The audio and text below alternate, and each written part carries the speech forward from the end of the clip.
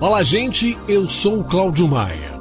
Muitas cartas chegam ao Ilê-Axé Palácio dos Orixás, que fica na Rua Felinto Marques Cerqueira, número 270, bairro Capuchinhos, Feira de Santana, Bahia. Cartas enviadas para as emissoras de rádio, cartas enviadas para o e-mail guardiãoaxóssi@gmail.com ou pelo WhatsApp 75 99146 2008. Estamos esperando a sua carta.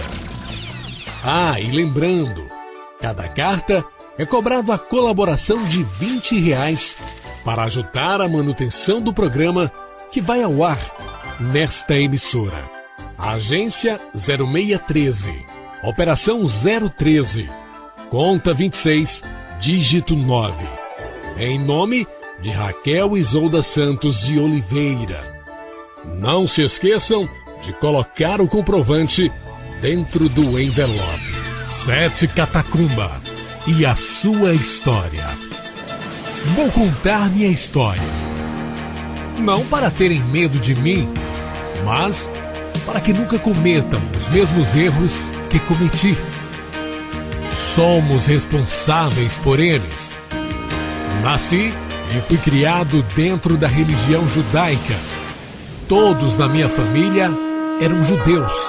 Os homens eram iniciados desde cedo nos estudos das Escrituras e na sabedoria da Cabala, a sabedoria transmitida de forma oral, muito diferente dessa que vocês conhecem hoje. Apesar de não ser, prefiro chamar de Cabala egípcia pela antiguidade e pela forma de interpretação, bem mais simples do que a Cabala, que os sabidos complicaram depois. Os que diziam seguidores do Nazareno Jesus Cristo escreveram um livro para confirmar suas verdades. Até o nome do homem que recebeu Cristo, que era Yahushua, que quer dizer estrela da manhã, mudaram para Jesus, para eternizar o nome dos deuses que eles acreditavam, Júpiter e Aesos. Pegaram a nossa escritura sagrada e aumentaram as passagens dos livros e colocaram até livros inteiros a mais. Nossa escritura sagrada tinha só 22 livros, cada um correspondendo ao mistério da Cabala. Eles colocaram mais 50 e fizeram uma escritura com 72 livros. Acusaram meu povo de ter apagado os outros 50 de nossa própria escritura. Os nazarenos, cristãos, acreditaram na baboseira que os batina preta, padres, inventaram e passaram a perseguir meu povo. Foi um tempo de sofrimento. Meu povo tinha posses e eram tomadas. Tinham ouro, mas nos negavam vender comida. Quem era reconhecido pelos mais fervorosos apanhavam até a morte. Em 1242, na França, minha família, meu pai, mãe e irmãos mais velhos foram queimados em uma sinagoga, junto com outras pessoas, em uma fogueira com 24 carroças da nossa verdadeira escritura, a qual era chamada de heresia. Muitas crianças foram poupadas. Eu estava entre elas. Com 12 anos, sabia ler, escrever e havia sido iniciado nos mistérios da Cabala. Mas isso não poderia ser descoberto. Fui à força estudar com os batina preta. Terminei de crescer ali sabendo que tudo era uma grande mentira. Me era ensinado como pregar essa mentira aos outros. Para não morrer, tinha que aceitar o Nazareno como meu Senhor e fazer de conta que tinha esquecido tudo que aprendi no passado. Enquanto isso, priorizava a leitura dos livros verdadeiros, a fonte da sabedoria e da força do meu povo. Mas não era a mesma coisa. Assim como não é até hoje. Assim que tive tamanho e idade para me virar sozinho, abandonei aquela vida de falsidade. As perseguições continuavam. Meu povo continuava a ser perseguido e chamado de herege. Entrei para uma ordem de outros iguais e, escondidos, continuamos estudando a cabala e praticando a arte. Eu usava isso para que o ódio não fosse mais forte que minha vontade de viver e de ser mais poderosos do que aqueles que me perseguiram. Foi aí que começaram minhas falhas. Eu estava tão cego de ódio que, para ser poderoso, não dividia com ninguém. Vi muitos irmãos passando pelo mesmo que eu e nunca dei uma ajuda. Se revelasse quem eu era, eu morreria também. Pensava que assim viveria para sempre, pois tinha em minhas mãos a fonte da sabedoria eterna e a chave que era revelada apenas a uns poucos. Tive mais bens que meus olhos poderiam ver, mas não me contentava. Queria sempre mais. Meu ódio me levou ao lado negro da magia. Até mesmo a arte sagrada era usada para benefício próprio. Por vezes, sacrifiquei pessoas e crianças em nome do meu poder. A conta veio. O inevitável aconteceu.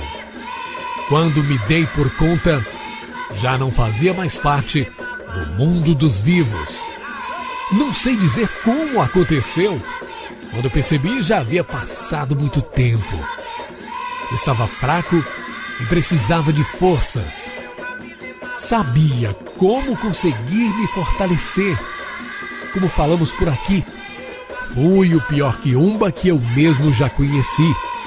Sugava minhas vítimas até elas não resistirem mais. Depois as tornava minhas escravas. O medo que eu empunhava em suas mentes era tão grande que perdiam a noção de que eram livres.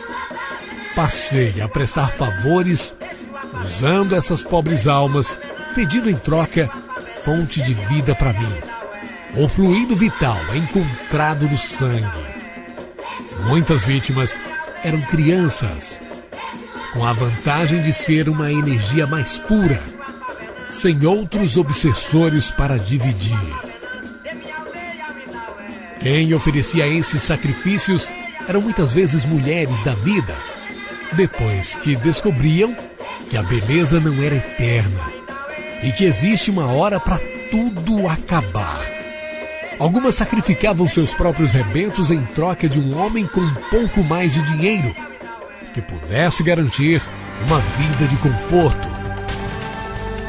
Mas aprendam comigo, não há nada que sempre dure. Quando se iniciou a caça às bruxas, a alegria delas terminou. Eu deixei de ter minha fonte de forças e acabei sendo mandado para o pior lugar do plano espiritual que alguém que viveu na Terra pode ser condenado, o qual a maioria chama de inferno. Sofri muito, mas não pagando pelo que fiz. Sofri por não ter liberdade. Sofri por não poder dar o troco. Sofri por orgulho. Sofri por não poder fazer mais. Até que de joelhos diante da força suprema que me mantinha lá, reconheci que Deus é mais forte que eu. Reconheci que estava lá. Era porque eu merecia. E aí sim comecei a pagar pelos meus erros. Na lei divina ou lei universal, você só paga pelos erros que se arrepende. Sofrimento sem arrependimento não é pena. É tolice de quem sofre. Se você não age contra a lei, você simplesmente sofre. A pena vem depois, com arrependimento, consciência e resignação. Foi isso que fiz. Passei a tentar amenizar os erros que fiz.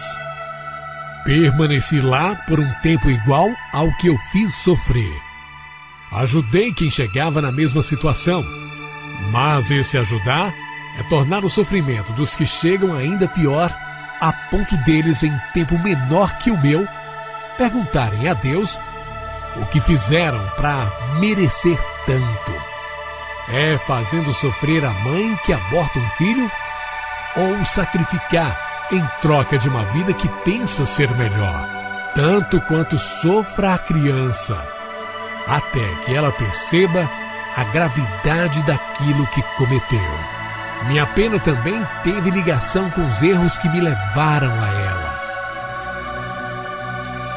O tempo passou. Meu tempo lá se acabou.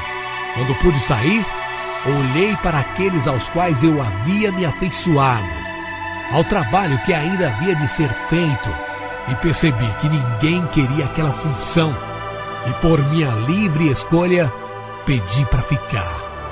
De tempo em tempo, venho até o plano de vocês tentar evitar outros a irem para lá, às vezes para levar os espíritos obsessores que caíram no mesmo erro que eu, assim como venho em muitas sessões de Umbanda. Me nego a trabalhar na Quimbanda. Me nego a pactuar com Quiumba.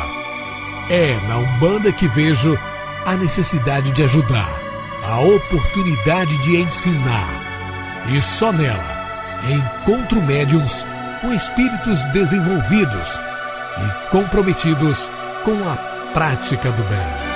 Você está ouvindo o programa O Guardião das Sete Chaves, com o Guardião Oxóssi, o Cavaleiro de Aruanda e a Cartomante Delamare, a Bruxa do Amor.